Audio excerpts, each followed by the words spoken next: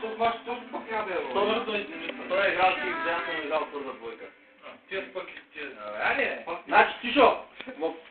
Чай само да ти кажа. Ама няма бе, виж. Тоттън играха в трябва матч и загубиха 0-2 от Уест Бромвич. Нюкасъл не са играли матч през седмица. Какво значение има? Толкова е тъй, те ще изядат всички как са написани. Няма. Ами то точно те изненадата е 365 е двойката на Нюкасъл, бе. Бе? 365 е двойката на Нюкасъл, той изненадата е. Не знам. Изненадата е на Астън Ще Вила. да пучва. Арсенал няма да е пусна. Хикс е едно. Аре бе, аре ще ви дам 3,20 бе. Айде давай. Десни май. 10 секунди той ще мога си за 10 секунди. Аре, няма да ги гледаме, аре, давай.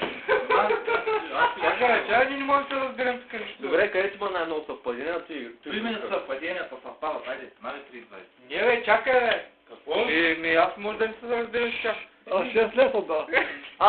Аз съм съгласен, четиримата и всеки е написал прогнози. Ангел си е написал, аз съм написал, ти си написал. Добре, виж къде ти има най-много съвпадения? Чакай, ще аз какво ще кажа. Мачите са 13. Така. Пише мач от 1 до 13 и теглим, на който му са паднат, всеки казва по 3 мача и готово. Сме съвпадение, няма да е. Без да са караме. Айде 3,20. Чакай малко, хайде най-честно. Майче няма време за много.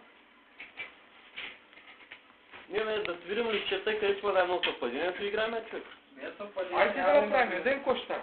Ека, тримата ще дадем по 3,20, четиримата по 3,20, теглим са по 3 лищета, всеки ще каже по един твърд и по...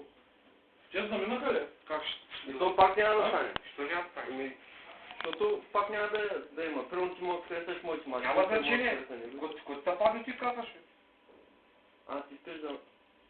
Мачи Без да са карали,